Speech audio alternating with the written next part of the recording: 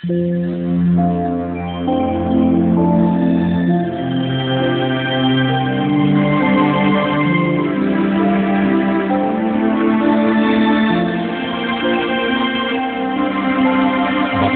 ang bumabasa at ang nangakikinig ng mga salita ng hula at tumutupad ng mga bagay na nasusulat doon, sapagkat ang panahoy malapit na.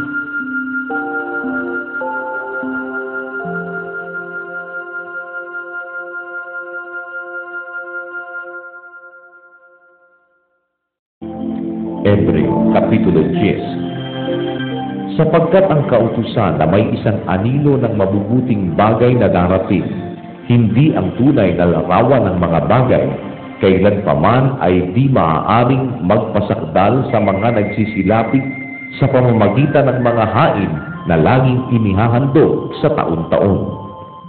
Sa ibang paraan ay hindi kaya baga nagsipaglikhat sila ng paghahandog, sapagkat ang mga nagsisisamba, yamang nalinis na minsan, ay hindi na sana nagkaroon pa ng budhi sa mga kasalanan.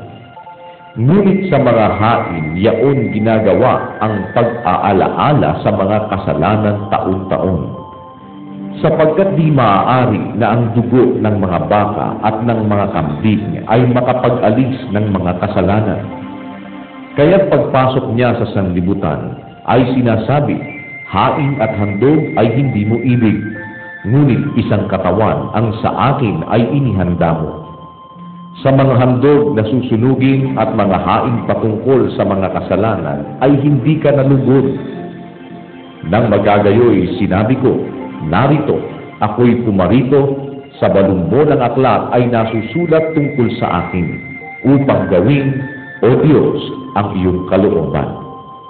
Sa itaas ay sinasabi, mga hain at mga handog na susunuging buo at mga hain patungkol sa kasalanan ay hindi mo ibig at di mo rin kinalulugdan, mga bagay na inihahandog ayon sa kautusan.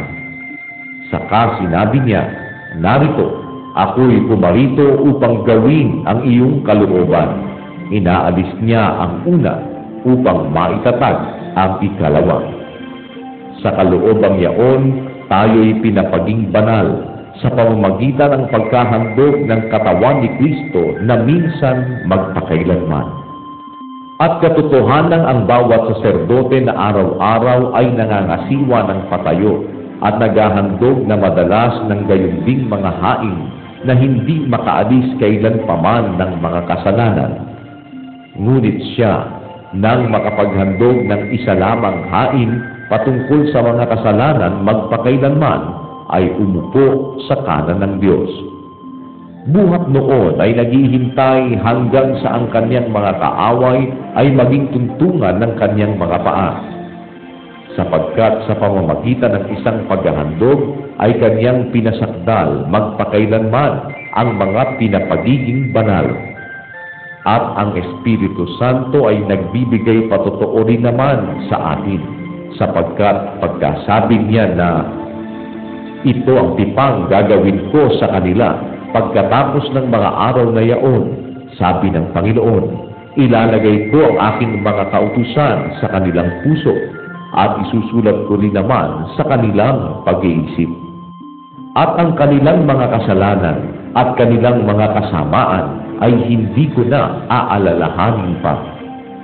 At kung saan may kapatawaran ng mga ito, ay wala ng paghahandog na patungkol pa sa kasalanan. Mga kapatid, yamang may kalayaan ngang makapasok sa dakong banal sa pamamagitan ng dugo ni Jesus, sa pamamagitan ng daang bago at buhay na kanyang itinalaga sa atin, sa pamamagitan ng tabing sa makatwid bagay sa kanyang laman. At yamang may isang dakilang saserdote na pangulo sa bahay ng Diyos, tayo'y magsilapit na may tapat na puso sa lubos na pananampalataya, na ang ating mga puso na winisikan mula sa isang masamang budhi at mahugasan ng ating katawan ng dalisay na tubig, na ating ingatang matibay ang pagkakilala ng ating pag-asa upang huwag mag-alinlangan sapagkat tapat ang nangako.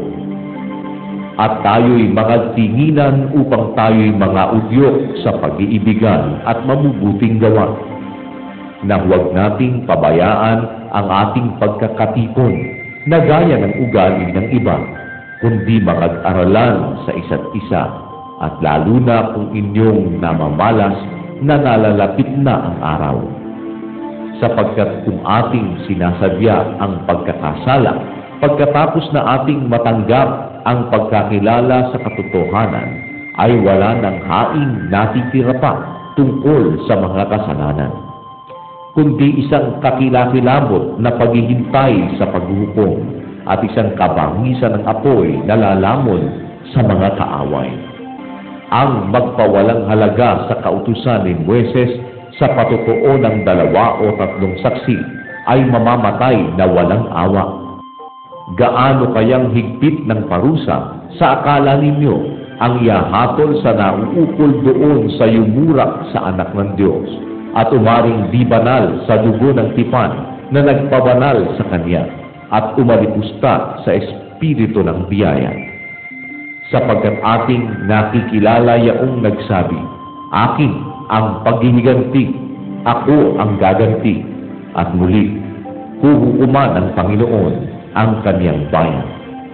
Kakilakilabot na bagay ang mahulog sa mga kamay ng Diyos na buhay. Datapwat alalahanin ang mga nakaraang araw na sa mga yaon, pagkatapos na kayo'y maliwanagan, ay nangagtiis kayo ng malaking pakikilaban ng mga pagbabata. Na una-una ay naging isang katawa-tawa dahil sa mga pagkasiphayo at gayon din sa mga kahirapan, at sa ikalawa ay naging kasama niyaong mga inaring gayon. Sapagkat kayo'y nangahabag sa mga may tanikala at tinanggap ninyo ng buong galak ang pagkaagaw ng inyong pag-aari, palibhasa inyong nalalamang mayroon kayo sa inyong sarili ng isang pag-aaring lalong mabuti at tumatagal. Huwag nga ninyong itakwil ang inyong pagkakatiwala na may dakilang gantimpala, sapagkat kayo'y nangangailangan ng pagtitiis upang kung inyong magawa ang kalooban ng Diyos ay magsitanggap kayo ng pangako. Sapagkat sa madaling panahon, siyang pumaparito ay darating at hindi magluluwat. Ngunit ang aking lingkod na matuwid ay mabubuhay sa pananampalataya, at kung siya ay umurong, ay hindi kalulugdan ng aking kaluluwa. Ngunit tayo'y hindi doon sa mga nagsisibalik sa kapahamakan, kundi doon sa mga may pananampalataya sa ikaliligtas ng kaluluwa.